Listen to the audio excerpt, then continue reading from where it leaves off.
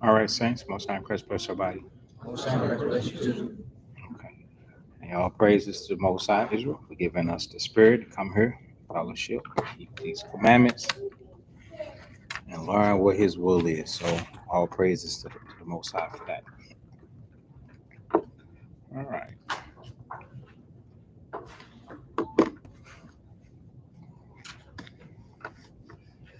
So we're gonna continue on in the scriptures in our Ecclesiasticus series, also known as Sirach, in the third chapter, part 3.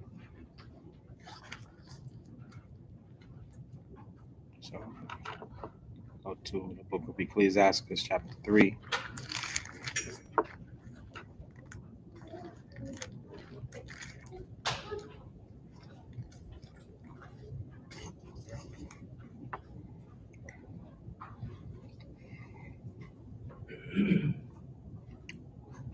So it was at verse 7. We finished verse 7. He that honored the Lord or feared the Lord will honor his father and do service unto his parents as untested.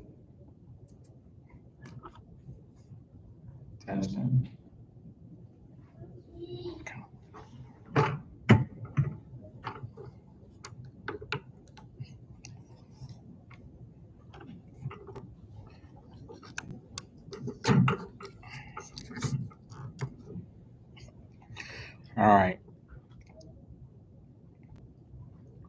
Whoso feared the Lord will honor his father and will do service unto his parents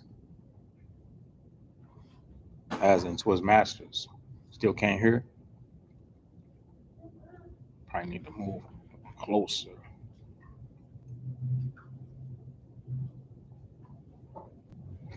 Check this out. So I'm going to move to the next verse, but I want us to rearrange how we think. In order to do that, you have to be spiritual. We sit on television all the time, and I don't know if we dismiss it or it's about people being parental figures in one another's lives. You watch your TV, like I'll give you an example. Okay, what's this show? All American. Okay, so come out with a new season. I think that's the show. So I'm watching All American, and there was a young woman in there that was doing something. She was no, I got the show wrong. It's another show. I can't think of the name of it. When I do, I tell you. So she's out on a date, and her and the guy is disagreeing. They're at a stadium, a football stadium, and they sitting in the stands, and they calmly disagreeing, and then the words went back and forth. It was nothing to be alerted or alarmed about. But then her man comes, and he's like, "Hey, what's going on here? It's time to go." And it's like, "Oh no, we was just talking about the game, or we was doing something. They was doing something, but they were in, you know, a personal disagreement, and it got escalated. Okay, and they was trying to enter into a relationship where they, making it official, but they just began to disagree. But see, the thing is that this man who stepped up and stepped in is a father figure to her. He, she's a track runner. She gets up to train 4:30 in the morning. He's outside of her house waiting for her. Now, where dad is, I don't know. He might be in prison, or he might be dead or something. Dad dead. So, but he's standing up. I don't know how he took that role, but she looks to him as a father. you know. And so that's their relationship. She respects him. She looks at him as a father. So no harm intended when I say this, because I'm gonna mention an event, but I won't disclose who did it. And if you're listening, when you hear what I say, you're gonna be like, "Oh, I said that," but it's a teaching lesson, right? So after the class on verse 7, last, the last class, someone says, "Hey, tell me what you need, you know, I don't mind volunteering." I said, "Oh, okay." I said, "Don't, no, I'll let you know, respect." Now let's reverse our roles. Okay, what is the job of a father? A father, well, I don't want to drag us through the precepts because I want to get rolling, but I'm going to paraphrase them and things like that. In Sirach, the scriptures say, "A father waketh for the daughter when no man know it." So when there are young girls in the assembly, the elder being a father figure, he cares about what she's doing, what she's not doing, how her spirit is shaping, conforming to the word of the Most High, what she's got going in her life, if she's successful, if she's failing. Why? Because remember how Christ did, he loved the church, and it was his objective to present it chaste, without spot, blemish, or wrinkle, or any such thing, right? So he wanted to see his work prosper, and he also wanted to deliver those Israelites in his time to the Most High that believed in him. So that shows you the level of of input. So I spoke about. I'll tell you where it said, you can write it down, and then that way you don't.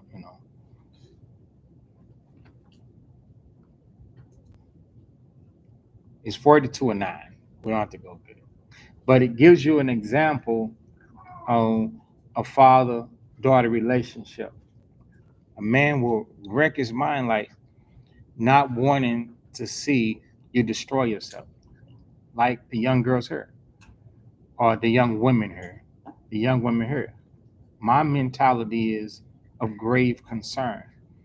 I want your parents to be proud of you. I want your parents to see the success that you've made of yourself. You're not strung out on drugs. You're not some baby's BM. You're not a drunkard. You're not homeless, jobless. You're not suffering, but you've transitioned to a God fearing woman. You're respectable. You have manners. You have respect for them. Oftentimes, growing up, we'll have a loss of respect. We'll have a loss of communication. We'll have a loss of many different factors between children and parents. Why? Because parents try to guide you in a way that they mishandled, and children see that, say, "Oh, well, you messed up. That don't mean I'm gonna mess up." And the parents like, "Don't do your life like this. Don't do this and don't do that." And boop, bam, bam, the child bolts. They gone. They don't want to hear nothing. Well, when you come into the knowledge of the truth, now somebody that's not going to take it personal, somebody that's not going to um, mistreat you, lay hands on you, talk bad about you. Parents would do that. They'll say something negative, derogatory, then they'll say something loving, caring, and they'll say something negative, and then they'll say something concerned. Well, in the truth, what stops us from doing that? Please say charity. Charity. So we always got to be on our best behavior, dealing in the spirit of charity when we dealing with you, and we have to say something positive. And instead of something being derogatory, it's called correction. We have to correct you. And when you do what you did to your parents with us, like maybe get an attitude or separate yourself, there's nothing that we can do about that. We don't have a choice but to let you do it. It's your choice. And when you really see that the scriptures is right and that you're wrong, you'll come on back around, humble yourself, and say, "Hey, I was wrong at this, that, and the third." You know, why would you do that? Why would you come back and have the spirit to say I was wrong? Because we dealt in charity, and you can see that we really didn't do anything to you personally, but tell you your wrongs and your faults. That's what parents in the truth do to you. And so not only do they do that to you, but they enlighten you and encourage you in the most successful thing in everything. Now check this out. Then we're gonna move on. Imagine them saying, "Oh, I don't mind volunteering." You don't get it, do you? I'm finna come to you. I'm I'm I'm finna come to you, and I'm finna go through the scriptures with you, teach you. You feel corrected, but I feel teaching. I'm finna teach you because you don't know. I'm finna go through the precepts with you. I'm finna help you out of a mental jam. Wait a second. I'm gonna run it by you again. I don't mind volunteering. How does that sound? You expect that to be something natural, right? Coming from the elder.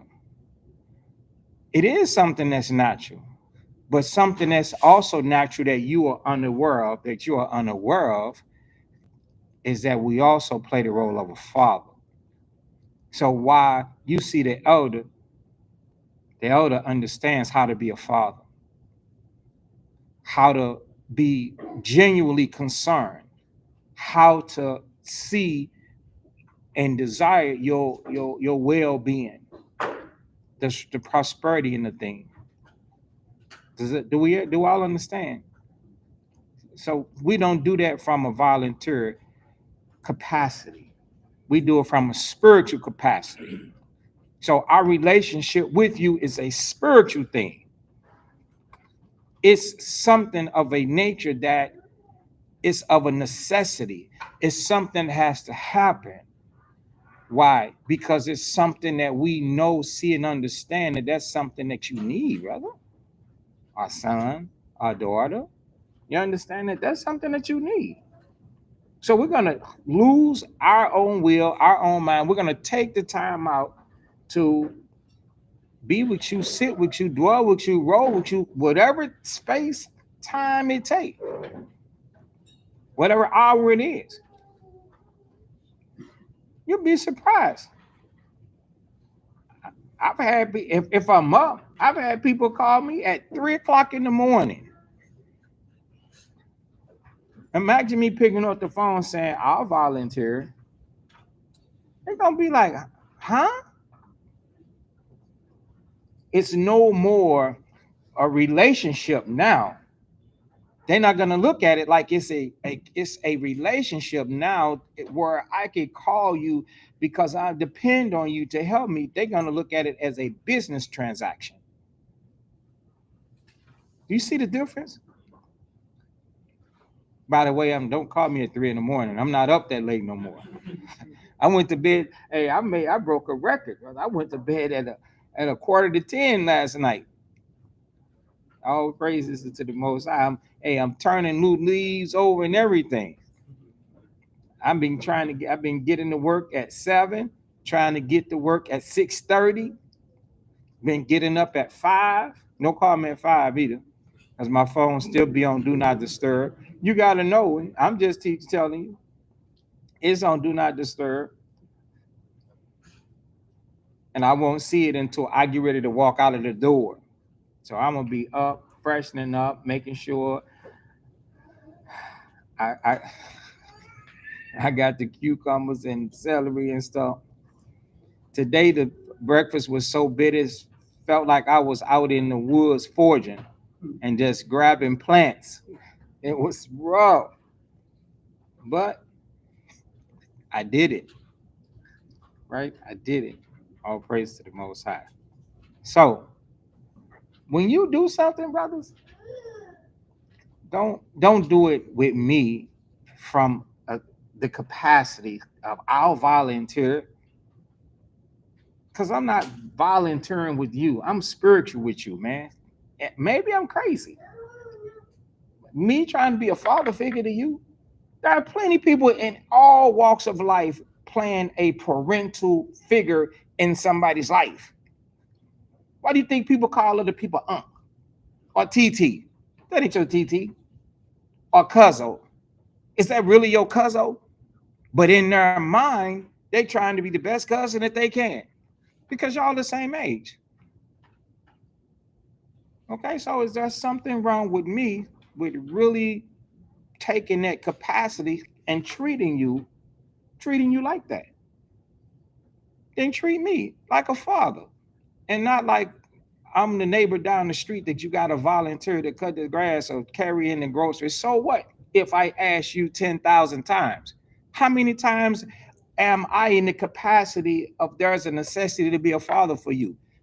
Even more than that.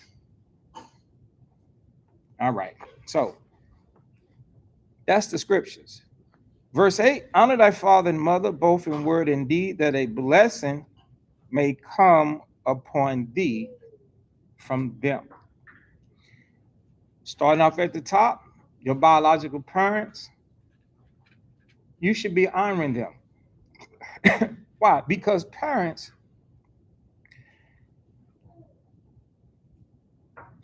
well, we should be. We should be gathering our acorns, storing up our food. You know, we should be having our provisions to help you along the way. I said provisions and acorns and all that, but I'm talking about possessions. Yeah. Many of us were never handed down anything. We didn't, we didn't get, I got nothing. I didn't get handed down anything. Nobody gave me anything.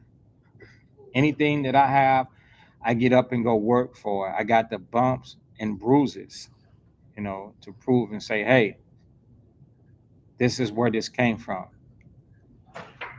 Okay. Now, something for certain. You're a child that don't listen. Uh, I'm not so quick to be like, okay, this is what I want to do. I want to bless you with everything that my hands been cut open, my eyes been splattered with wood. One time I was doing something, I was cutting a piece of plywood, particle board, or MDF, running through the chainsaw, through the table saw, some wood splattered in my eyes. I couldn't even see. I had been to the hospital so many times dealing in construction. And that's the only way I know how to make money. Yeah. Took me there and had these things. You ever seen a horror movie where they stretch your eyes open and they make your eyes stay open? That's real. They do that. That's real. They had my eyes stretched open. And I couldn't even shut them. I couldn't blink. And they just kept rinsing and rinsing and rinsing. I guess until it flushed all the little wood particles or whatever out. So I'm saying that to say, strain knees and backs and feet. My feet hurt now. And go through all of that and give it to you, and you don't listen. No, no parent is doing that. No parent is doing that. Be a good child. Be a good son, respectable son. Be a good daughter, respectable daughter, to the best of your ability within your means. You do got a life to live. Your parents, they made choices and they living in their choice. What did I say, Lawrence? Be a good son, child. Okay, somebody just listen. That did say that, but the last thing I say, a lot of times I'll say something and repeat myself, not to pick on anybody to see you paying attention, but I want you to learn from this. What did I say, Jabril, about the parents? He ain't forgot right up front. Do anybody know? Okay, You said parents made choices, they ain't living out their choices. they made choices and they living in their choice. They living in their choices. Yeah, they living in their choice. They make choices and they living in their choices. Now you an adult, pay attention. Now you are all adults except these children. Now you got to try to find a balance on how to honor your parents, how to respect your parents, and stuff like that. The balance is now you got a life to live. So remember, keep them in your mind and in your spirit. Let me go honor them. Let me go and help them when I can.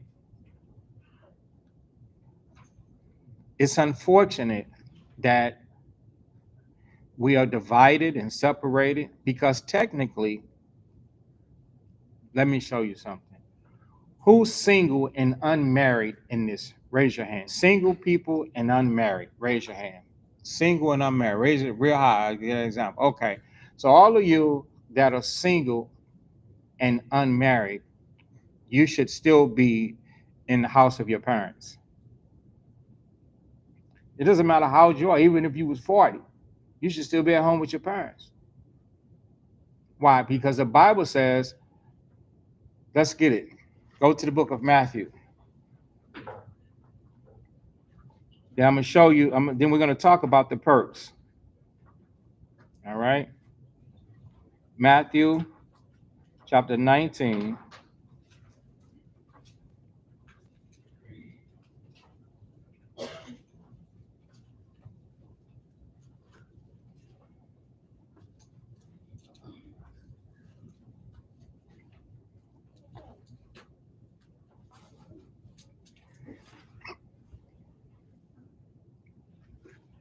Matthew chapter 19. I'm gonna start at verse 3. But um the other details in here, that's not what I'm concerned about. Pay attention. Now, who those of you that are in your youth, raise your hand. If you're in your youth, 20 years and under, raise your hand. 20 years, 3J, pay attention. Dad is not up here teaching, I am. Raise your hand. 20 years and under, raise your hand. 20 years and young. Okay, so Matthew chapter 3, 19 and verse 3. You should be now by the way, most of the adults, 99% of the adults that raise their hand do not stay with their parents. Do not stay with their parents. So those of you that are 20 years and under, well, under 20 years, because at 20 years old, you are considered an adult. Now, the thing, according to the scriptures, the thing is, you are a young adult. Now, you love the Most High, you love his laws, statutes, commandments, and precepts. So keep loving the Most High. Don't run to Esau, who is a so-called white man, for permission to sin or do something wrong, like become a drunkard or do drugs or fornicate by saying because he sells contraceptives, this, that, and the third, rated X movies. Oh, I'm an adult. I should be able to do anything. No, you're not. You are being foolish and immature as a young adult. And oftentimes, young adults be wondering, like, why is this supervision so strict? Because you don't understand that just because you get an age older, that doesn't mean that things are supposed to change. We don't stop being parents. You got a year older. Who else got a year older? Your parents. You got 2 years older. Who else got 2 years older? So as you become older and wiser, parents become older and wiser too. Okay. As a matter of fact, A lot of parents was always had the wisdom that they start correcting you at when you turn 20 years old. Why didn't they use that wisdom on you? Because you was 10, 11, 12. What purpose is there talking to somebody like you a 20, 21-year old person and you're only 12, 10 years old? How do you? 12. Your dad don't need to have a 24-year-old conversation with a 12-year-old. So when you become 20, 21 years old, he going to have the conversation. He got all that information in his mind right now. There's no need to discuss that with you. He needs to talk to you about 12-year-old things. And so when you turn 2022, you're going to be freaked out like, why are you saying this? Like, this is brand new. It ain't new to him. He been understood this. That's what a lot of children and young adults don't understand about parents. Parents are not illiterate, dumb, crippling, crazy, and stupid. They have been had that information in their mind. They just don't need to share it with a 10-year-old, a 15-year-old, a 17-year-old who's been led, guided, and taught by social media, the industry, what's trending and fadding, Instagram, Twitter, Facebook, and all the other platforms, and television. It breaks my heart to sit up and watch TV and then I see a young couple fornicating, slobbering and drooling, and can't wait to be all over each other. Do you know what that does with you? That sends you in a battle. That makes you want to do the exact same thing. And some people will run out of their mind. They'll lose their wits. What is their wits? This Bible. You be like, I don't want laws no more. I want Keyshawn. I don't want laws no more. I want Keisha. I don't want laws no more. Matter of fact, I don't even want you no more. People would say that to their parents. Yeah. You a child, you supposed to still be in your parents' house. Just because you get older, you're supposed to still listen to them. Now, Matthew chapter 19 and 3, the Pharisees came unto him, tempting him, saying unto him, is it lawful for a man to put away his wife for every cause? We're not going to deal with that cause. He answered and said unto them, have you not read that he which made them from the beginning, made them male and female? Here's the point, and said, for this cause shall a man leave father and mother and shall cleave to his wife. When should a person leave their parents' house according to what we just read? Dash. Caught you. Caught you. See? You get a pass because how old are you? 8? That's why. But you should still pay attention. When 3J?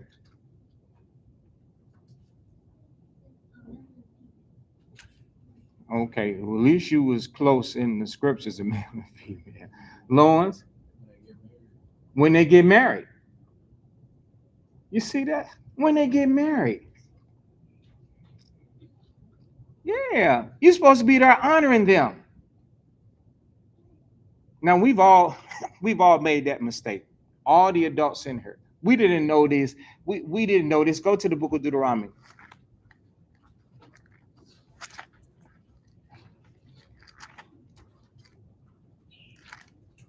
Deuteronomy chapter 4.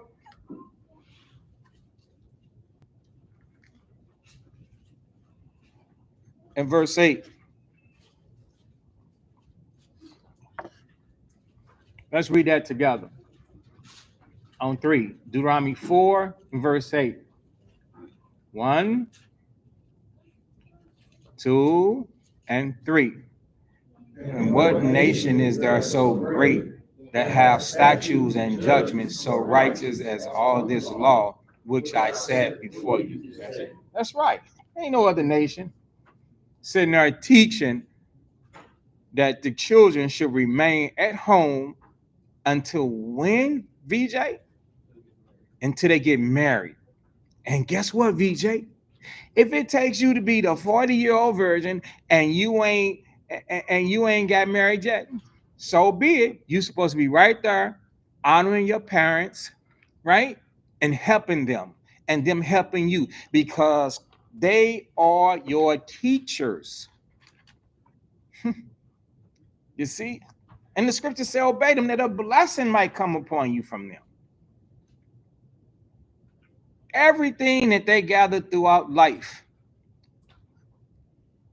you're supposed to be set to inherit. Not as if I want something to happen to my parents, but they would feel indebted to you. Why? Use your mind, VJ. It's not hard. It's not a trick question. They will feel indebted. Indebted means I'm going to help you along the way so you can get this. This is an open book class. We give the questions and the answers, and we help. They should feel indebted to you. Why? There you go, VJ. Because you stayed with them and staying with them. What else did you do? Things you helped them. So why shouldn't they feel obligated to their possessions that the Most High knows what he's doing. He knows how to bless the parents. Now you got two heads or three heads, depending on how many parents you got. You can have some smart parents. And now your parents know how to do things, know how to get ahead, all righteous, all lawful. And then you're helping them. And when their courses ran, and they have accumulated this and accumulated that and accumulated this and accumulated that, and you there the whole time. They know who to allow to continue their, what do you call a smart mind? The enterprise. Yeah, they like my son. How do you think businesses get passed down?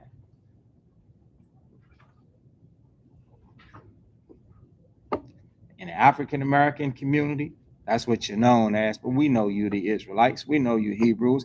In the African American community, the first thing you want to do is leave home. Without a show of hands, do not raise your hand. Without a show of hands, young adults and children, who are the first ones who want to get up and leave your parents? Don't raise your hand because I don't want you to tell on yourself. But stay redirected and corrected if that's you. Oh, when I get such and such an age, I'm out. I'm gonna do this, I'm gonna do that. First thing you want to do is go to the opposite sex. You're gonna corrupt yourselves. Because ain't nothing out here but people that's emotional and affectionate. And once you corrupt yourselves through that, now what's you left with? Rent you gotta pay, bills you gotta pay. I see it happen all the time. Young people jump out there. Now they got a car, they got an apartment, they got this. Now they got to face the fact of electric, gas, water, this, that, and the third, maintenance, food. They hurt themselves. Yeah, they really do. The world gets real out there, and you can't reverse it. Nope, you cannot reverse it. Think about that, all you young adults and all you children. You mainly you children that live with your parents. You say, oh man, when I get 18, I'm gone. What you gon' do is hurt yourself. That's what you gon' do. All right. So we get it, right? All right. We get it. Now, so let's go back. We're going to use it the other way now, right?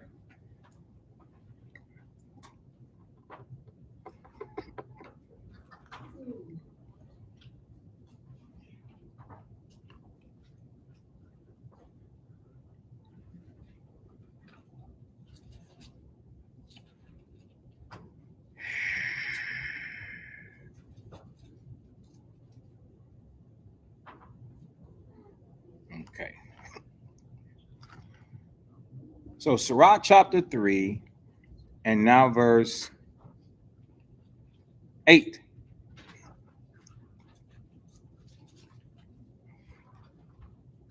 And you give me that any pen over there.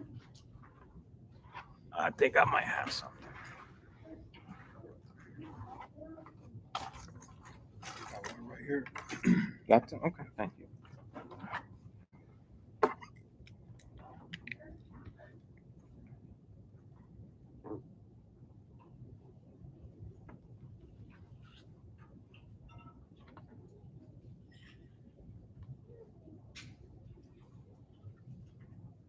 All right.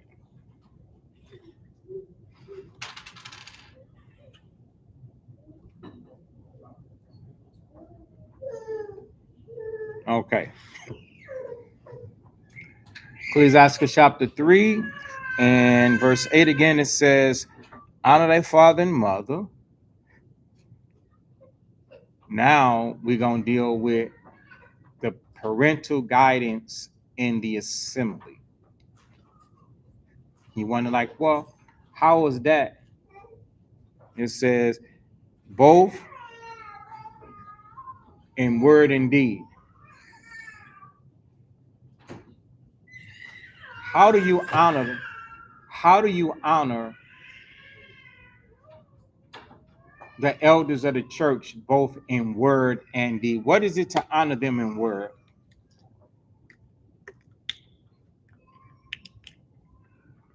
What is it to honor the elders?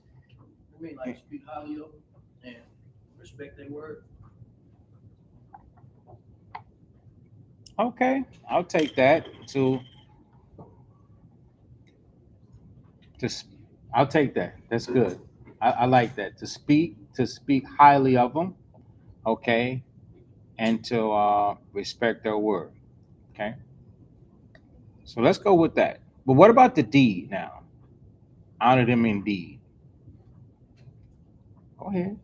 The things that we do, like with the assembly, for them, like like if I was there, like at the church or something, Okay. in service. So okay, that's good. But it's another one that I'm looking for. Okay, VJ. Apply, teach her, taught you. Say it loud. That's what I'm looking for. Apply, teach her, they taught you. Apply. And did you say teach others? And teach others what they taught you. That's the most honorable thing that you can do. That's what we all expect. We never want, remember our last class about how some of the seeds fell on stony grounds and fell among the thorns. Brother, I don't want to sow into you and then you fall on stony ground. You go around the hard head people or stony grounds. You go around people that's going to hurt you. Come on, did you honor me indeed? The answer is no, man. You wasted my time. Come on. And then you're looking for more wisdom to help restore the damage that you did.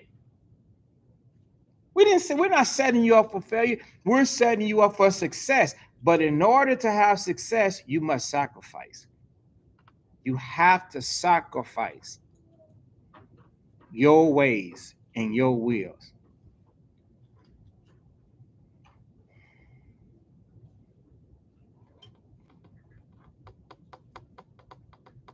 So now it says that a blessing may come upon thee, meaning you, from them. Let's get the first one. Okay. Hebrews chapter 13.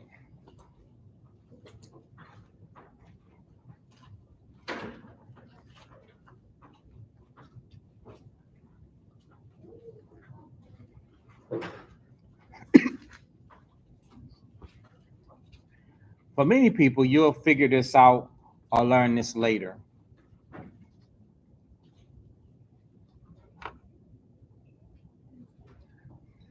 So I want us to look at two precepts at the same time.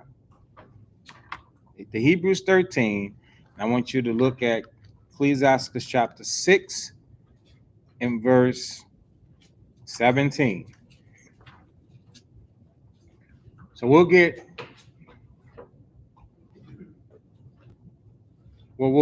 to 6:17 first because I perceive that many of you turn to it.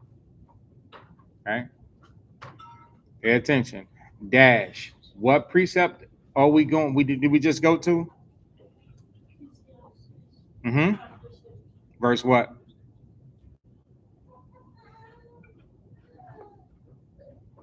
Verse 17. Pay attention. You're gonna come up here and sit by me. Remember when you were younger, the teachers make you go sit by them. Anybody ever did that? You seen that before? You make you come up here and sit by me.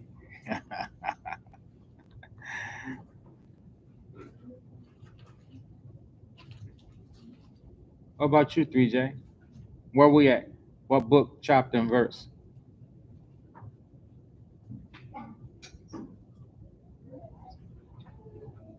You know, you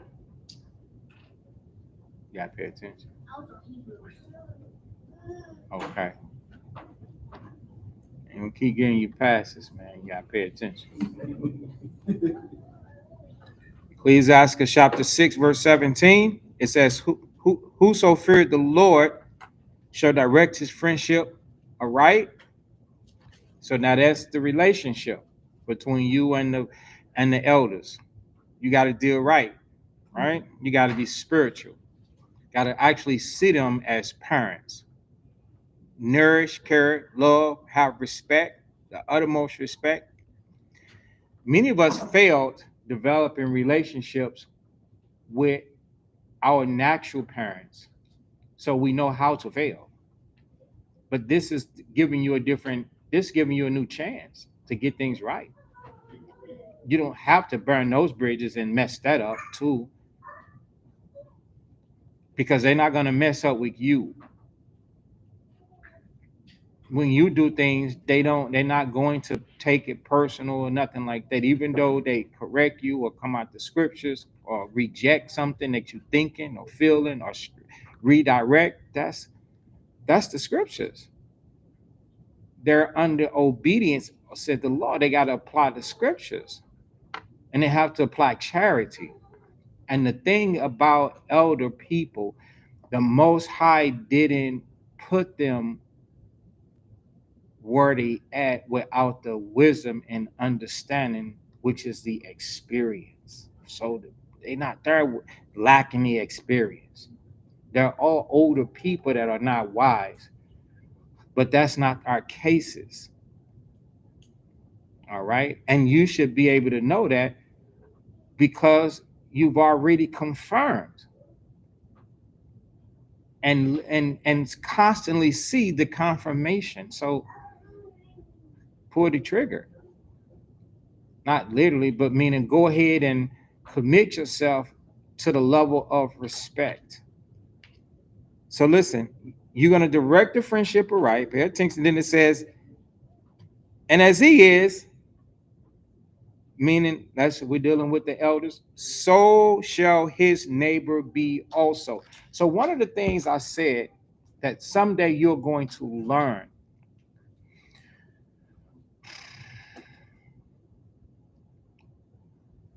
maybe 2002 or three, it was over 20 years ago. I'm working in the union, and I had this guy, this foreman, Dave.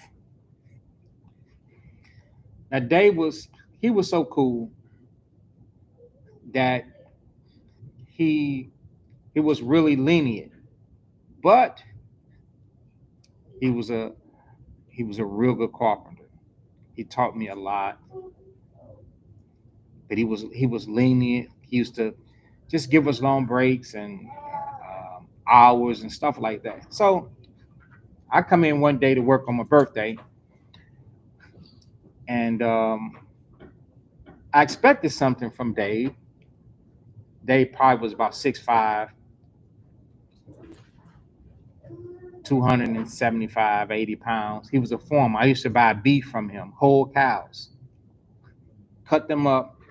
I would go see the moo. Yeah, he would send me to the farm. I would pick it out, and then go to the slaughterhouse. All that. My foreman that taught me. He had this. So we had that type of relationship, and he was an Edomite, and I knew the truth.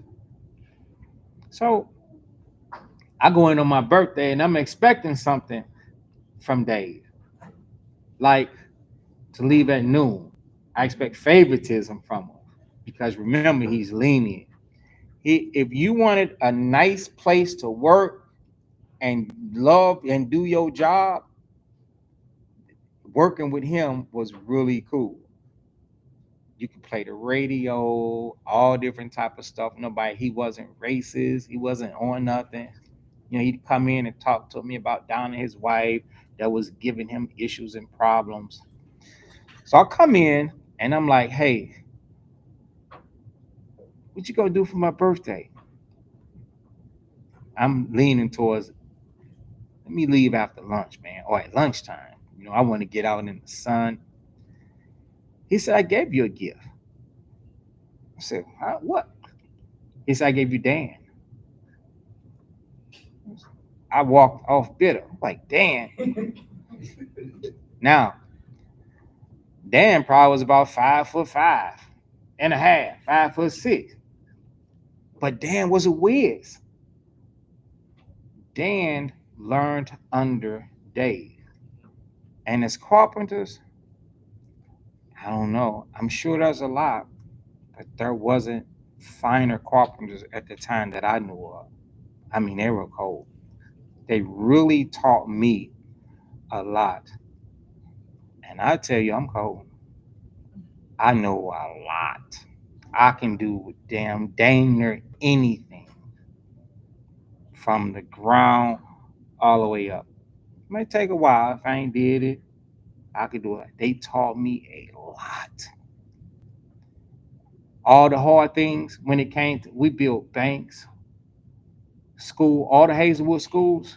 Those schools, about 20 years old. We built them schools. Hazelwood West, Hazelwood Central. No, not Central, but Hazelwood West.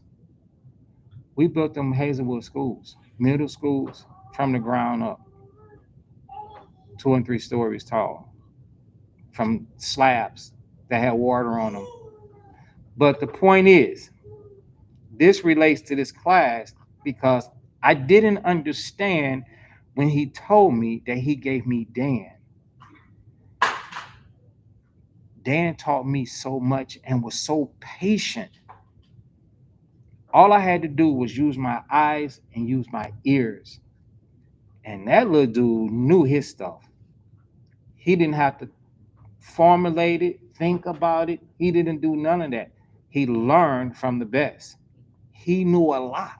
And by me learning with him after a while, with me just going along with the flow and not having no friction, I come in the morning, I'll play my radio, afternoon, he playing KC 95. We was good all the time. you know, we was Ebony and Ebony. You know what I'm saying? Was it right? Ebony and Ivory. Yeah, we was cool. The guy taught me a lot. So one of the inheritance or one of the blessings that you get in that relationship is the relationship because you will turn out to be a better person than you are. You will be a stronger man, a stronger woman, okay? Because remember, all nations have not counsel. All nations don't have statutes. All nations don't have laws. So your developing communication, your friendship is going to change and evolve you into the born again person that the Most High wants you to be, and you're going to be glorified because you're going to feel like I'm successful. I'm successful now. You're going to be taught how to be husbands, how to be wives. You're going to be taught how to listen. You're going to be taught how to speak. Give you an example. I'm exhausted. I worked. What time was it over there when we left? 5 o'clock. It's burnt, toasted, roasted. I, I was. I text Ryan. Ryan, what did I say I was running on? 1%.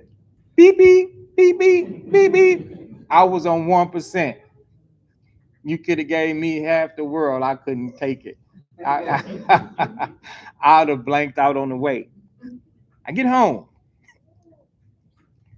Casada's there. At this point, it's 5:25. I got to be here at 6. I don't know. I go in the kitchen. I'm looking for something. This is what I found. Have eaten. The only thing else I had today was some celery and peppers with no dipping sauce. And that's why I said it seems as if I was just foraging in the woods somewhere. The stuff was that bitter. But I put up with that. I go through that because I like to rehearse the discipline.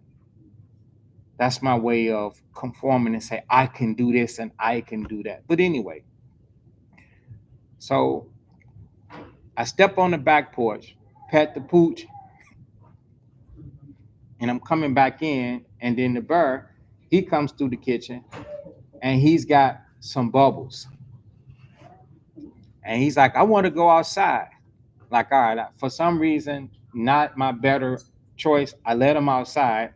And then I'm thinking, like, okay, well, the dog is outside, so she'll, if anybody even think about it, they're going to have a problem. So I'm telling Kusai, she's like, can you help me? This story, it has a moral. She's on crutches. She said, can you help me? I said, okay, sure. She said, go in the basement and FaceTime me, and she's gonna look for dinner. So she wants me to be FaceTime, and I was like, okay, you don't really know. I was like, it's like 5:25. I got to be at the school at 6. I'm hurt. I'm kind of dusty, but I'll help you. She said, no, that's okay. The bird's outside. So I go back to check on him. I see a strange car going down the alley. I'm like, I'm not comfortable with this. Tori ain't the dog that she used to be. It's she's like a dinosaur now. you know, I'm like, man, if somebody hop this gate saying I want a boy, it's not gonna be good. So I'm like, Kasad, you gotta watch Bear. I said, oh, you can watch them from the camera. We got cameras out there. I said, you can sit in the front room, watch the TV, watch them on camera. She said, okay. So I get upstairs, I get undressed. Now I'm undressed. And I'm finna turn on the shower. I gotta get her. It's probably like 20 minutes, 25 minutes till. I hear him screaming and hollering outside. So I stop. I come down the steps. I'm like, Kasad, I'm going out to get this boy, and I got underwear on. Exactly what I said. I got under in my drawers. I'm looking at him I'm on the back porch. And I'm looking at him, and he's crying about the bubbles. Like, dang, it's just the bubbles. And then I turn around, and I was like, you got to get him. So I go back up the steps, and the spirit, it had to be the spirit. I'm going to blame it on the spirit. Saying that wasn't right. You let him out. Remember, I was on the back porch. He crossed me going outside, and I'm like, the dog gonna hold him down. She's on the couch watching from a camera on with crutches. So I felt some type where I called. I said, Kasad, I apologize. I said I shouldn't have talked to you in that type of fashion because A, you ain't even the one that let him out. He walked past me. So you didn't deserve that. She said, oh, I won't worry. I said, no, I apologize. I shouldn't have talked to you like that. Because I'm trying to get in the shower so I could make it here at 6 o'clock, right?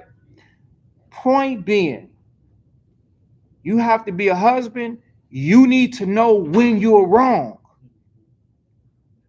You need an example of being responsible and accountable and saying, hey, I apologize. I I shouldn't have talked to you like that. You didn't you didn't deserve that response. It wasn't on you. It's not your fault. That's on me. That's what fathers do. So every moment that I'm teaching you, when I'm correcting you and I'm saying you're wrong in this situation, don't talk to your wife like that. What do you think is coming from? That's a that's an example. So remember, Ecclesiasticus chapter 6 and verse was that 17. For as he is, so shall his neighbor be also. She was, I'm sure, I'm glad she was happy about it. She accepted it. She received it. She's like, oh, okay, you stand corrected. Don't talk like that.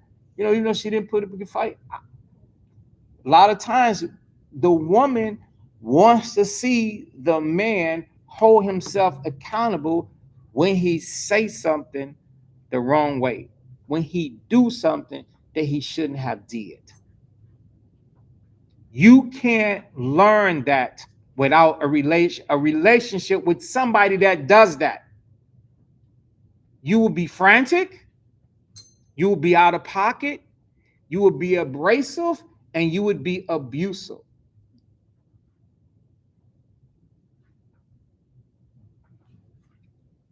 Without that relationship, where you gonna learn that from? The boys, your partners?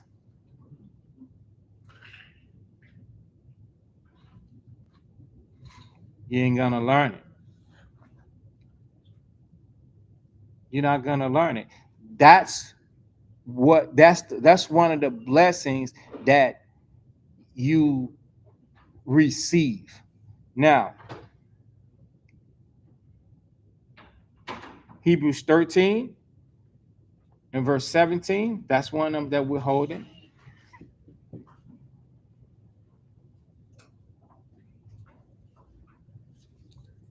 Because we're trying to help you get what the Most High is giving to us. Hey, I've heard it, parents, it's not just me. Let's just say Kasad.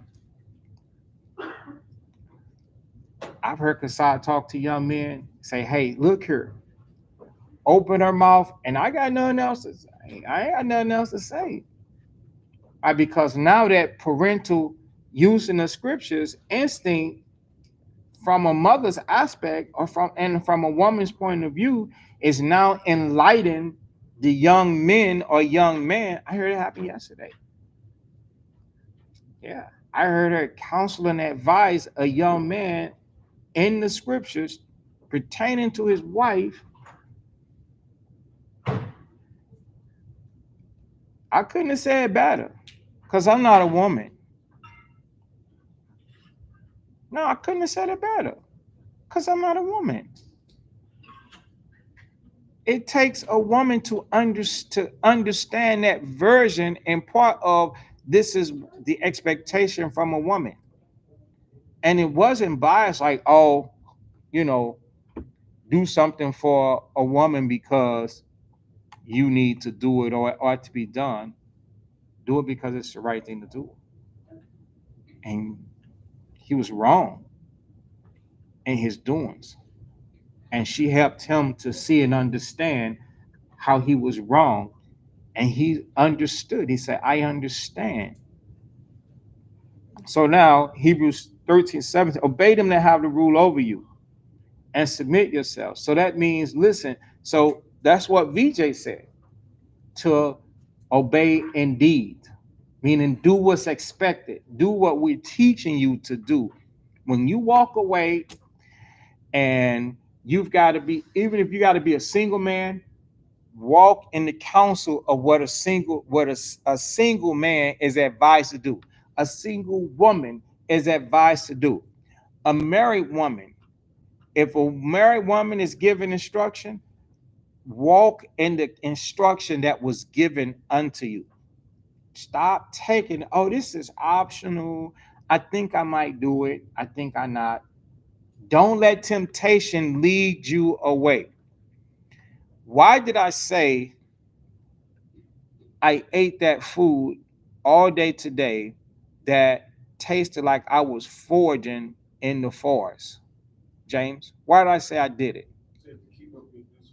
That's right, to keep my discipline. What do you do to sharpen your iron, your sword? What type of discipline do you put yourself to? Do you volunteer and say, I'm going to do this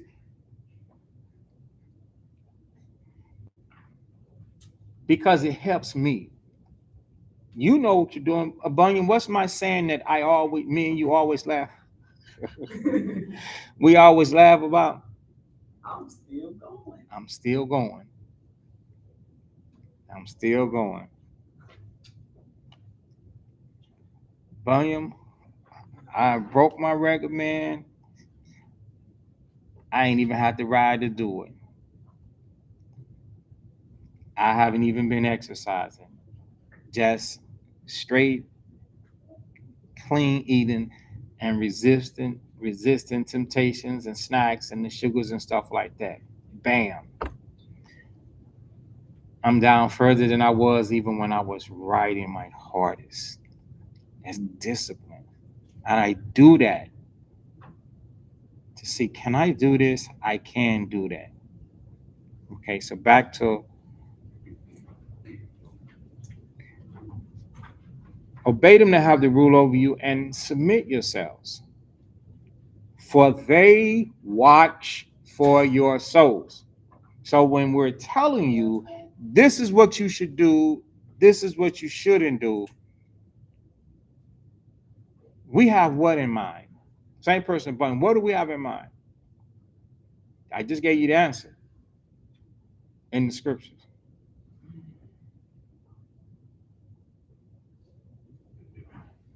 Guys, pay attention because I'm going to call you pretty soon.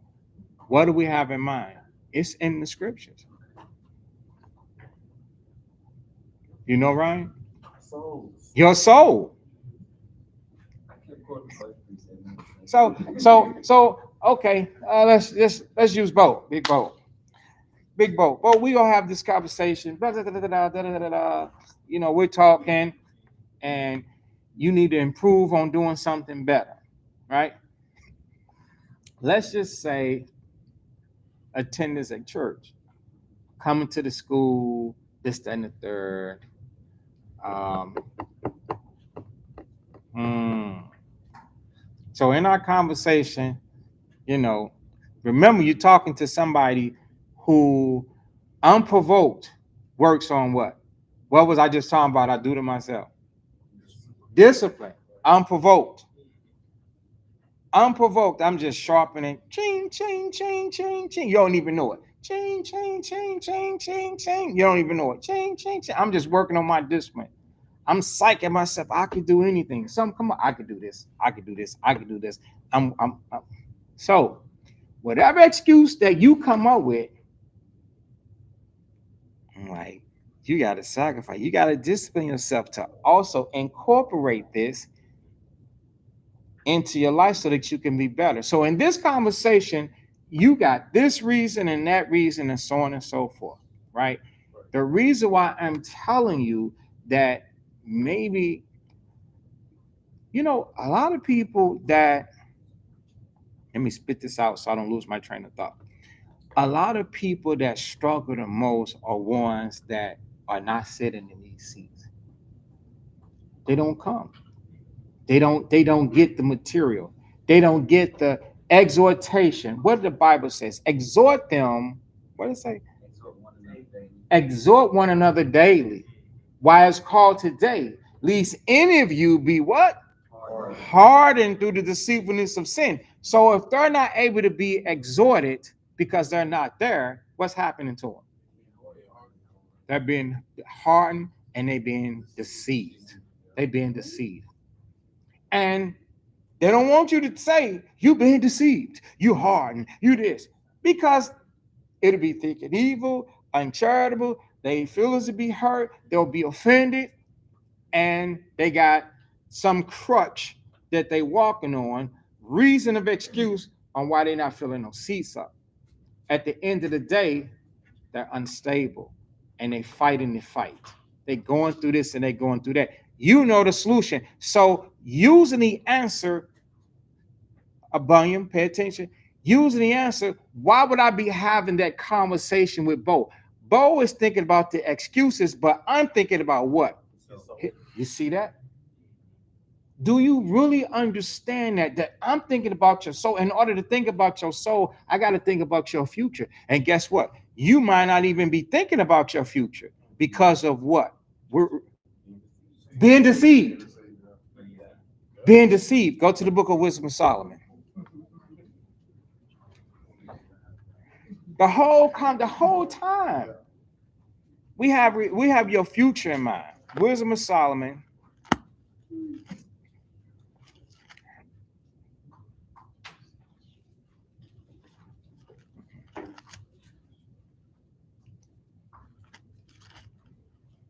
Maybe nine. What is it? The bewitching. that's like, 4. That's right. Wisdom of Solomon, chapter 4.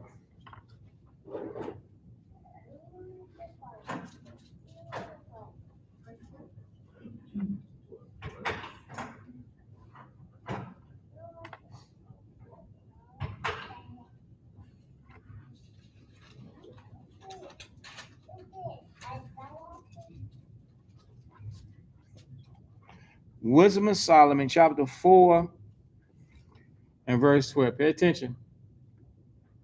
Dash. Where we at?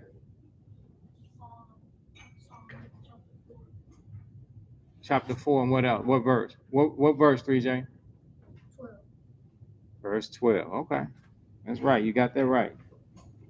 Listen, it says, for the bewitching of naughtiness, do it obscure things that are honest. Listen to the definition of obscure. Obscure. Pay attention. Dash. It says not discovered. So when a person get deceived, so if you're deceived and I'm talking to you, I got your future in mind. I got your soul in mind. Like the Most High will destroy you. The Most High will make your spirit go through drastic changes. Yeah, you will go through things. I'm sitting here thinking about what if you fall into the hands of the Lord because you getting tricked. You allowing the stuff that you do to exploit you, to deceive you, to hide the straight up truth that you gonna be not right. You gonna regret. You gonna have some regrets. It says not discovered or known about. Okay, now let's go back to Wisdom of Solomon, chapter 4 and 12. For the bewitching of naughtiness. So naughtiness has the ability to trick you. It do it obscure, meaning not make known things that are honest. You know, honest is the truth. It's not telling you the truth about what's going to happen because you doing what you're doing. Hey, a lot of people, a lot of people that hurt themselves. Let's just take a year back. Any case scenario, any person, a year back. A year back, they never thought that a year from now, I'm going to be in this situation, whether it's in prison, whether it's sick, whether it's homeless, whether it's a child, whether it's addicted. They never, but whatever led to that falling away, at the time, it was cool. At the time, it was cool. You know what the book of James say? Sin, when it is finished, it bringeth for death. Sin, when it is finished. You don't see it because it's hiding things from you. So, guys, the last part of this, it says, and the wandering of concupiscence do it undermine the simple mind. It's going into a lustful spirit and a lustful mindset. When you wonder, that means you're constantly thinking about sexual activities. There are some things that's about the sexual exploitation of those activities and those behaviors. What is it precept says going to do, Yash? VJ, or undermine. Right. It's gonna stab you in the back. It seemed to be innocent. It seemed to be like, oh, they on the TV or the tube or the video, and I'm sitting here. No, that's gonna trick your mind. It's gonna get you addicted to watching it. It's gonna numb you. It's gonna unsensitize you. Remember how sometimes you see something and then you're supposed to look away, or you get used to looking away, and all of a sudden you're not looking away. And not only are you not looking away, but you're waiting for the moment to reach out and touch. Because you wandered off with the concupiscence, your mind got tricked. It got lured into the actual sin.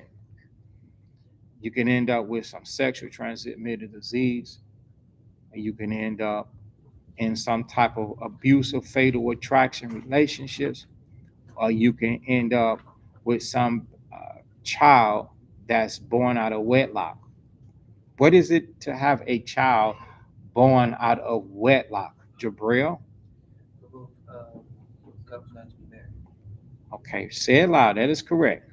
Say it loud. For both couples not to be married. That's right. For you not to be with each other. Your marriage is not locked in. You just got a child. And in that case and situation,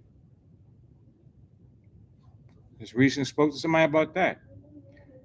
A child is going to end up confused and unclean, most likely unclean.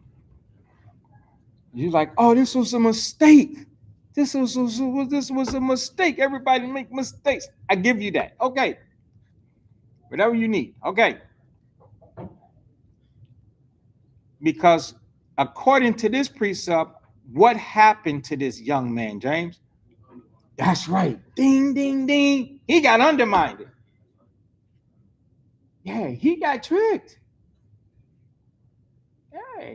He let the situation that he was having take advantage of him. Sad part about it is we're going to make a perfect situation. He could have been something nice. He didn't have no child. And now his strength is in the world. So a lot of you young brothers who you go childless,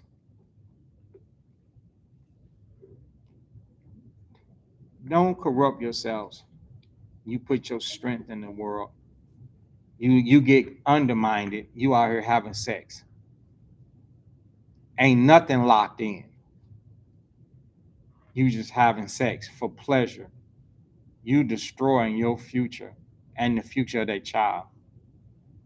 There's going to be problems and issues with you. You're going to change your life because that is going to be a life commitment over some temporary wandering of concupiscence. Oh, I wonder how nice she is. I wonder how nice she is. I wonder how she, talk or whatever, right? Be strong, guys. See all this you getting from me? This is a father talking to you. This ain't little Daryl in the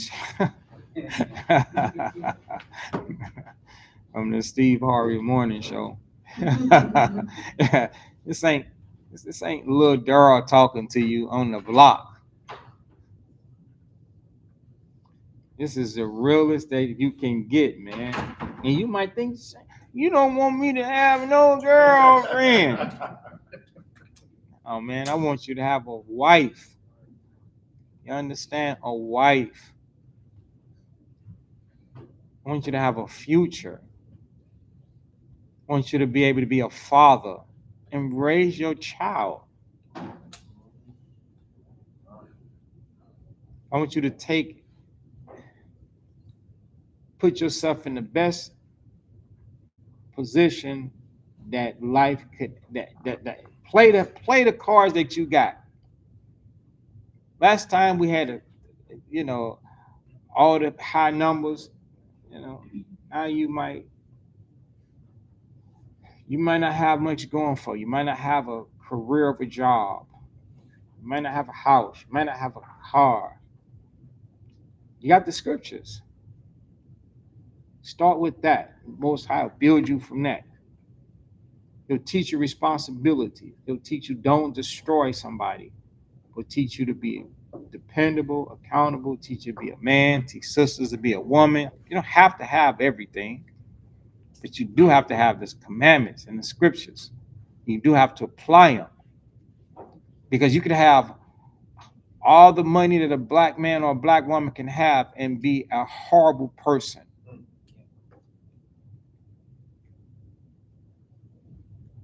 You're going to be a fool with a good job and a good car and some money. You're not going to be loved, cared about. The commandments will make you choice person. All right. So from there, let's go to 2 Kings.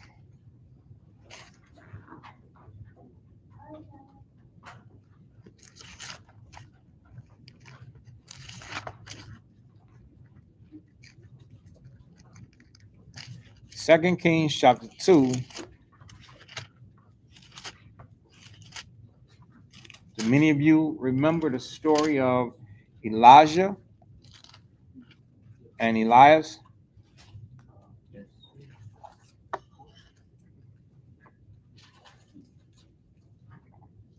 The brother said one of his biggest mistakes in his life, having a child out of wedlock. Probably was singing She's a Tenderoni by Bobby Brown. And end up hurting himself.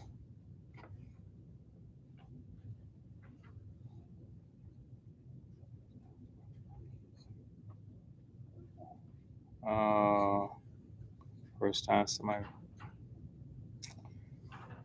Okay.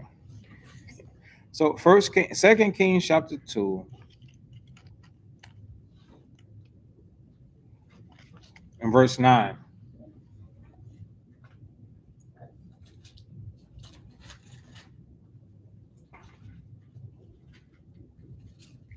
It says, it came to pass when they were gone over that Elijah said unto Elisha, ask what I shall do for thee before I be taken away from thee. And Elisha said, I pray thee. So he's never going to see Elijah the prophet again. Look at what he asked him for. I pray thee, let a double portion of thy spirit be upon me. So what did Elisha want? He wanted to be like Elijah and more. So that's one of the things that, now go back to Hebrews chapter 13. That's one of the blessings of the spiritual mothers and fathers. Hebrews chapter 13, and we were at 17. Obey them that have the rule over you and submit yourselves, for they watch for your souls as they that must give account, that they may do it with joy and not with grief, for that is unprofitable for you. So if they do it with joy, what do you get? You get the spirit that's on them pouring into you. Yeah. If they doing it with grief, what do you get? Feel out of direction. No. You don't get nothing. You don't get it. If I could get up, I'm tired. If I can get up and do the Michael Jackson moonwalk, be moonwalking away from you. They'll be trying to do the Jackson 5 away from you, man. You're like, wait a second now. Because this one here, he don't obey in word or deed. See how serious these scriptures is?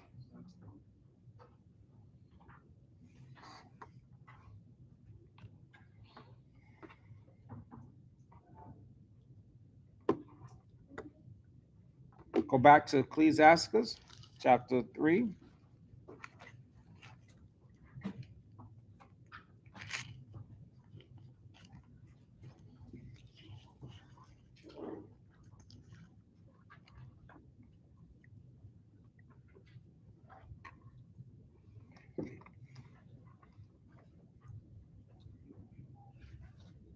Verse 9 now. Right? Pay attention. What verse we at, Dash? 9, that's right. It says, for the blessing of the Father establisheth the houses of children.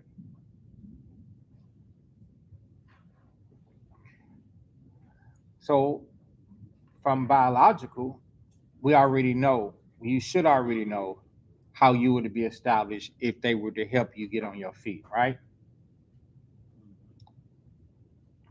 Everybody clear with that, right? Okay. Let's move on down to the assembly. How will the blessing of the Father in the assembly help establish your house, Abunion? Give you the understanding of how to lead God. That's right, giving you the understanding on how to lead and guide your house. Because along the way, we can make mistakes. Being a young man, being a young man, you could make mistakes.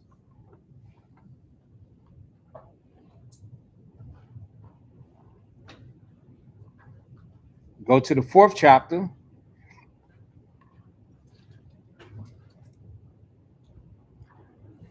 Ecclesiasticus chapter 4.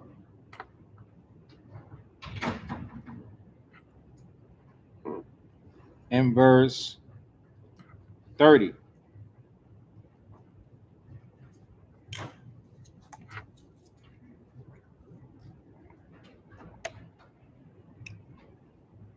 Let's read that together. On 3. 1, 2, and 3. Be not as a lion in thy house. Stop. What do you call a female lion, VJ?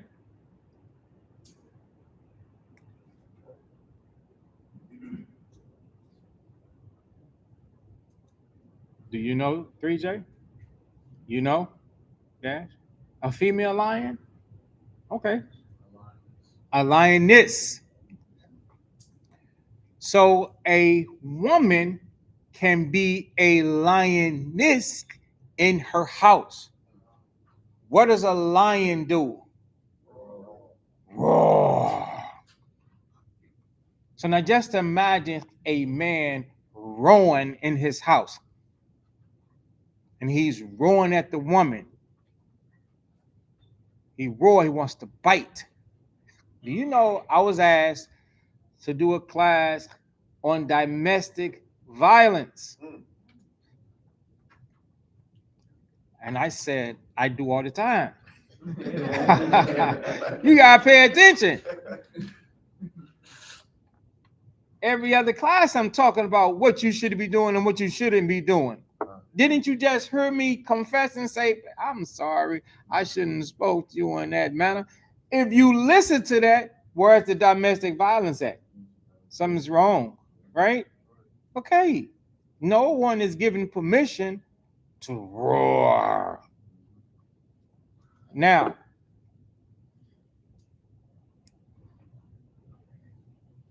if you don't roar, your house is going to be stopped. We're gonna tell you this is how you talk to your woman, even though she has a problem. People, listen, we as men, we get impatient. We get what, men? Impatient. We get impatient. Um, we get frustrated. We get what? Frustrated. Okay. We're gonna go. Let's get on the road. We get irritated. We get what? Irritated. We get irritated.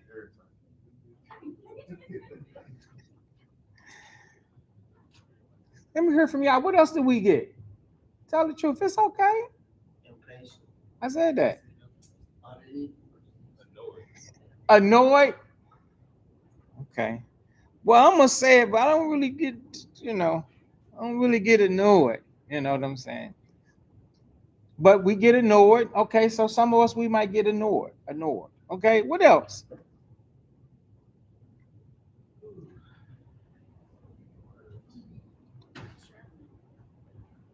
What'd you say? We get distracted. Okay.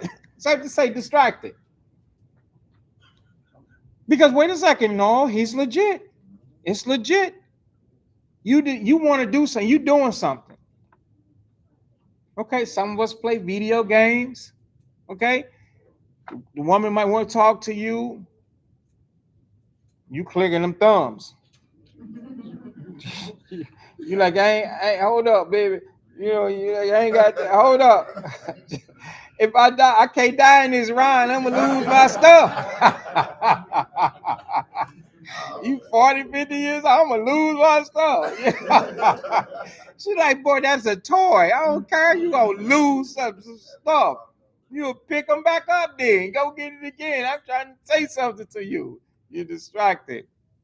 Or you might be watching a show. You watching television. She's trying to communicate with you.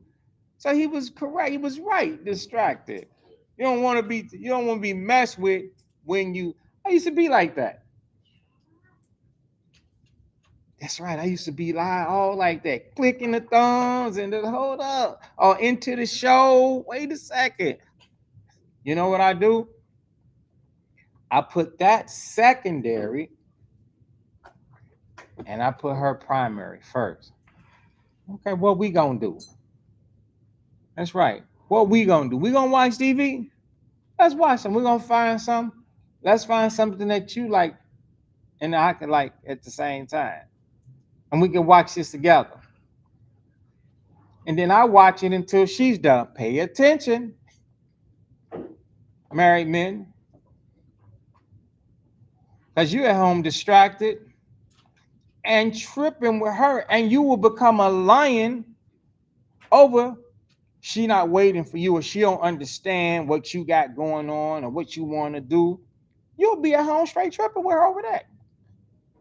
No, you don't do that.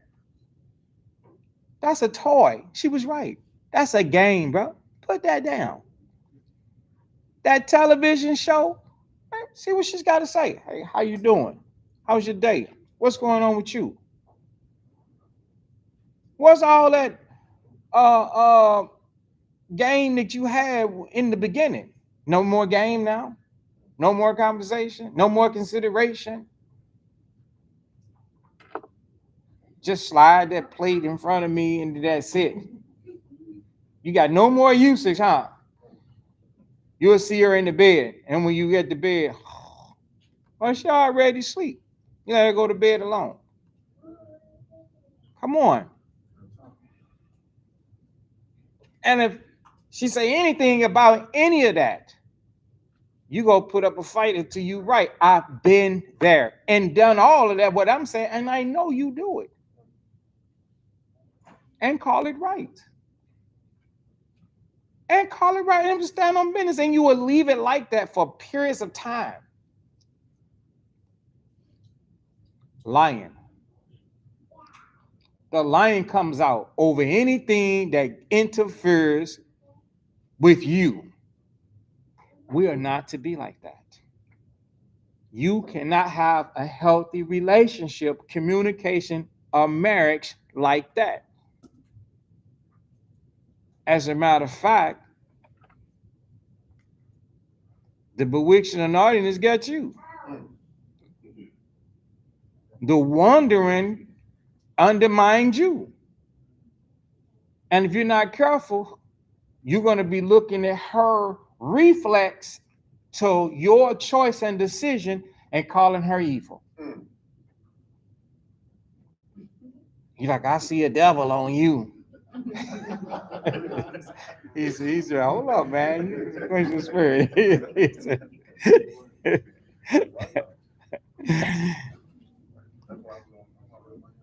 Right. Yeah, you see the you be like, I see a devil on you. She's wicked. You know, she's wicked.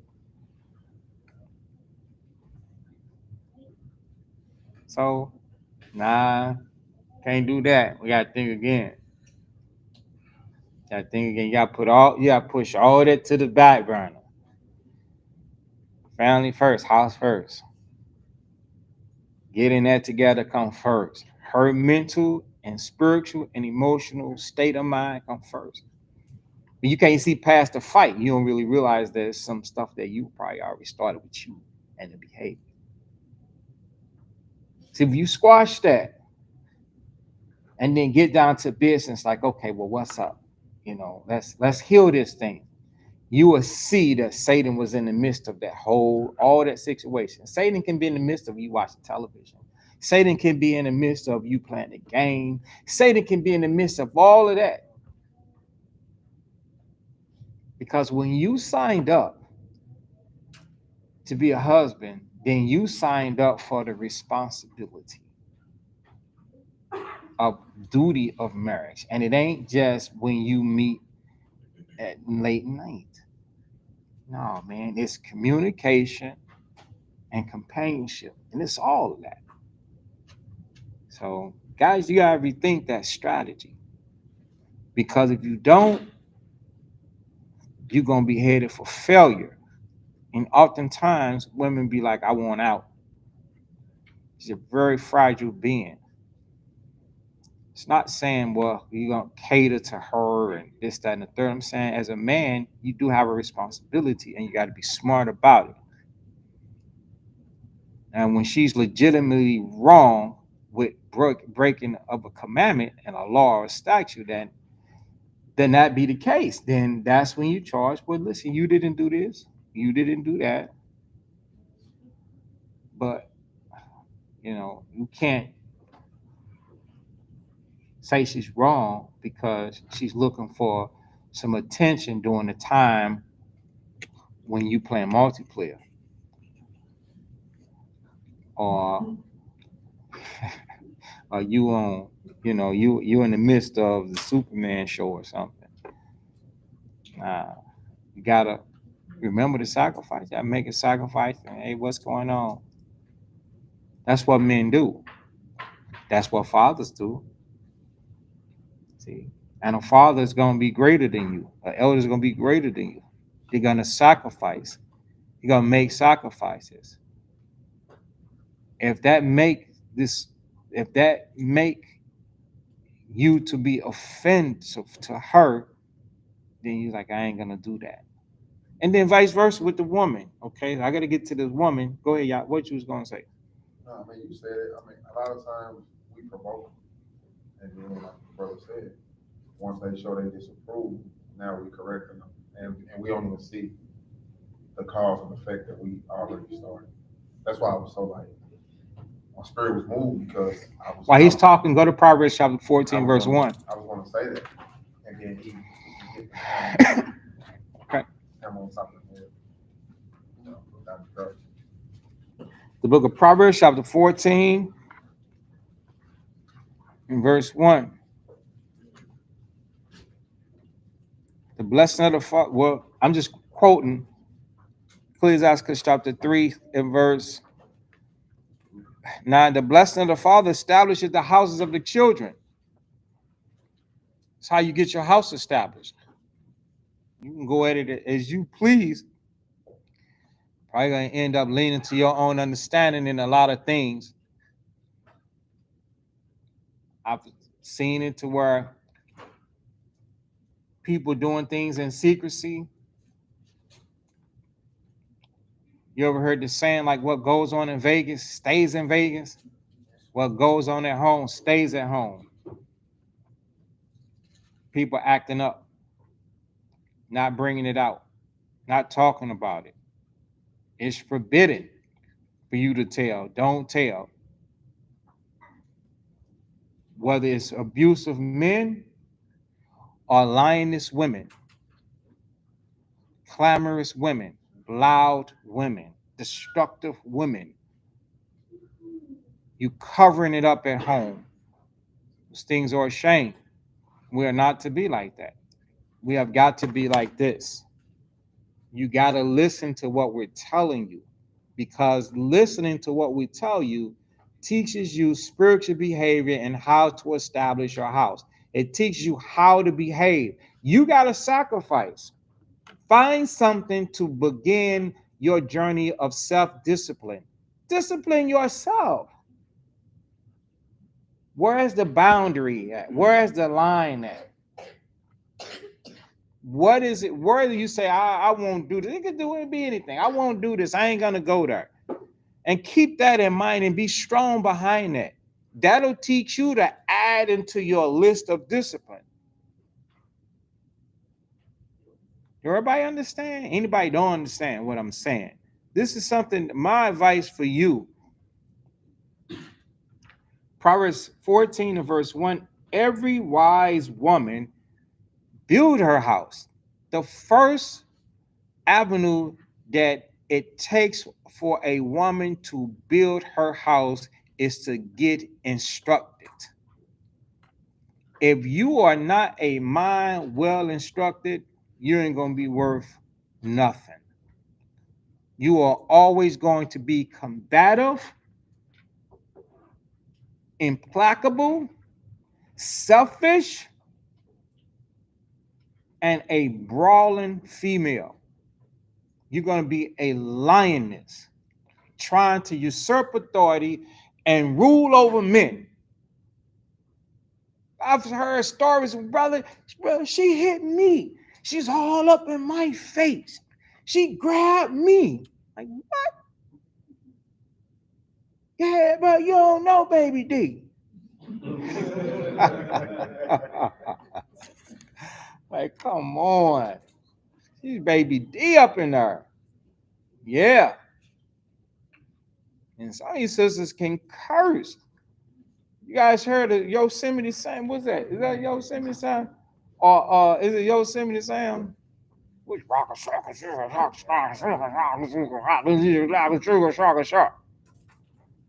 the cussing seller? Well, it was a cartoon. Maybe you guys ain't. No, I think you took my Popeye. No. No. Ain't that right? Yosemite Sam. Yosemite Sam was a midget that he was cussing and clean, he was cussing everybody. When they made him mad, he just go, you couldn't understand what he was saying, but you knew he was vexed and he was cussing you out. Look it up on YouTube, Yosemite Sam. He ain't gotta actually say the words, but those are all curse words. So it starts with counsel, guidance, being taught how to establish your house, being taught how to be virtuous. Because listen, we're going to be closing up. You're single first, and you have no experience on how to be a wife. One of the first things in this world, which is backwards, that women learn how to do is what? There you go. He took a chance and said it. You're correct. Ding, ding, ding, ding. That's on the top. That's top. And it is so backwards. Remember, I said it, one of the first things as a woman that you learn how to do is have sex. That's the first thing you do. It's backwards, it's wrong. The second thing that you learn how to do is what? Nope. Work. What comes after having sex? Have a baby. You're forced into motherhood. And many times you're close to not even being ready. You shock your young body with the baby, then you shock your life with being a parent. You're brand new to that. You're brand new to that. You didn't know that sex hurts. You didn't know that. Okay? You just look at the stuff on television and ooh and ah, you think that it feels good. It hurts. It's a painful experience. Next, being a parent hurts because your selfishness is now being intruded on by this crying, whining baby that constantly needs your attention, and you're attracted to it because it's bone of your bone and flesh of your flesh, and it's a mini you. And all the good times, you entrust. It never broke. No, it ain't never offended you. It ain't never transgressed against you. She's like, oh, those cute feet and toes and this and that. You love it. Oh boy, it's waking up in the morning time and you ain't ready to wake up. And now all the free time that you once had, you don't have no more. Your life is brand new to that. So you become somebody's wife. You ever been a wife before? Please say no. The woman ain't never been a wife before. The woman ain't never been a wife. She's brand new to that. So why you won't take instruction on how to build the house? Why you won't take a diversion or somebody telling you something different now so that you can build your house? You know that sisters pass down stories on how to deal with the child. What is it? I know the answer, but see some of the brothers though. What is it when the baby get the air in them and the babies won't stop crying and they won't stop crying. You think you're sick and you won't stop crying. What is it? That's right. Colic. Okay. But you take the advice on how to deal with that. Baby get introduced to germs. Hello, baby. Now your baby is going through certain things. You take all those instructions. But so when we tell you or a woman tell you this is how you build your house, girl, you want to you can't run no man. You cannot be the man. Sisters out here trying to be the head. It says Proverbs 14:1, but the foolish plucketh it down with her hands. That means she is corporate to all most because you don't want you as a woman, you don't want me to say oh. She's corporate to most of the situations that happen. A lioness, the fight she started, argument she started, the way that she walked off, the words that she said, she didn't do this, not doing stuff around the house. You started. The guy asked you to clean, you started that. If something happened, you started. He asked you to cook, you started, you didn't cook. He asked you to do laundry, you didn't do the laundry, it began with you. Forget the explanation. Did you do what he asked you to do? If you did that, it wouldn't be an issue. So you don't do certain things. Pay attention, young women, before you end up being a lioness at home. Before he asked you to do these things, then you're supposed to do that. You're not supposed to let something deceive you into not getting it done. At home, I'm interested in one thing. I really am. What did I ask you to do as a woman? But this and this and this and this came up, and this and this and this came up. I've learned to take what I would say and filter it through my mind. And if I slip like I did today, when I slip, I know how to come back and say, you know what? I apologize. I shouldn't have said that. I know how to do that. I ain't gonna leave you, in the midst of that. But the point is, as a man, sisters, men's expectation is for you to do what they ask you to do and not for you to get deceived by your own understanding.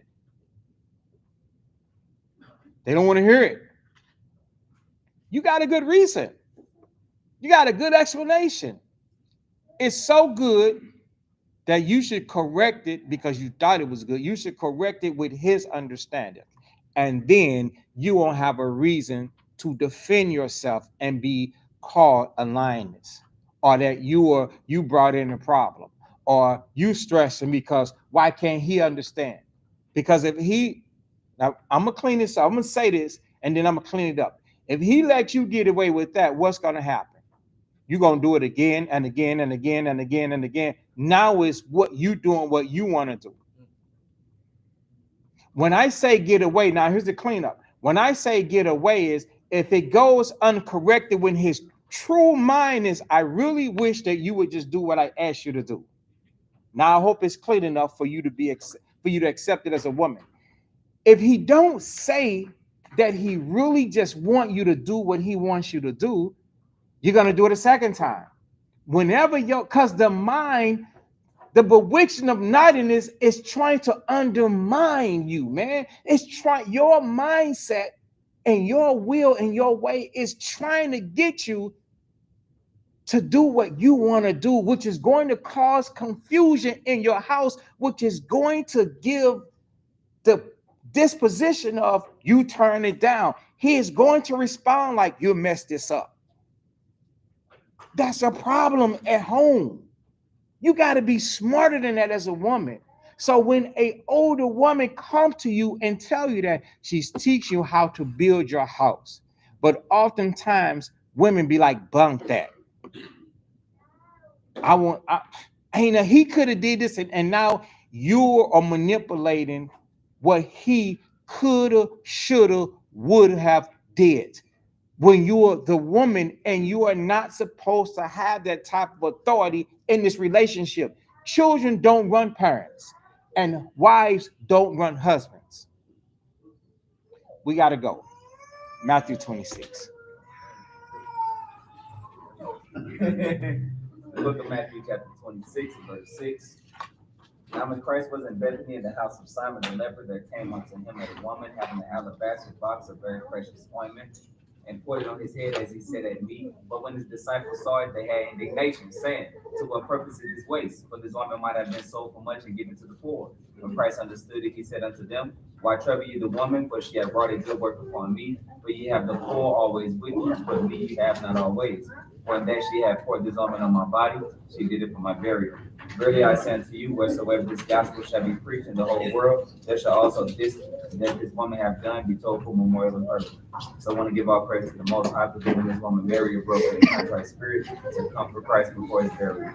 Please bow your heads for a quick prayer. Dear Heavenly Father, in the name of Christ, we'd like to thank you, Father, for bringing us together in the spirit of Christ. We ask you, Lord, to let the things that were spoken tonight help all that hear it. Let it resonate with all of our spirits, and let us all be able to utilize it and come on a high level of perfecting the relationships that we have with our parents and our elders. We ask you, Heavenly Father, being true seekers, to enhance and enrich our belief and our faith and our application. We ask you, Lord, to get us safely home as you brought us safely here in the Christ's name. We pray, amen. Amen. So let it be.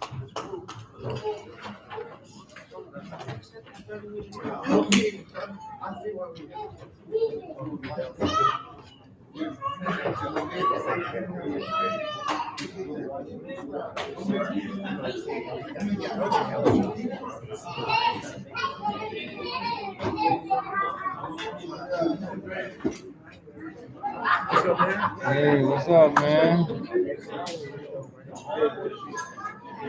What's going on, man?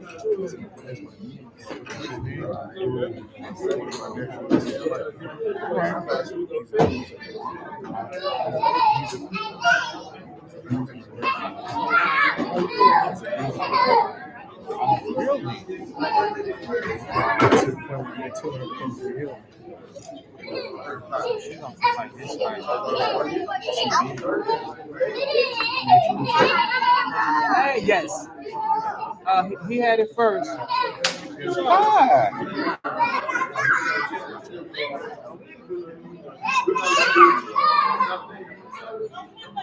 All right, saints, all praises. Most High Christ bless. Good night.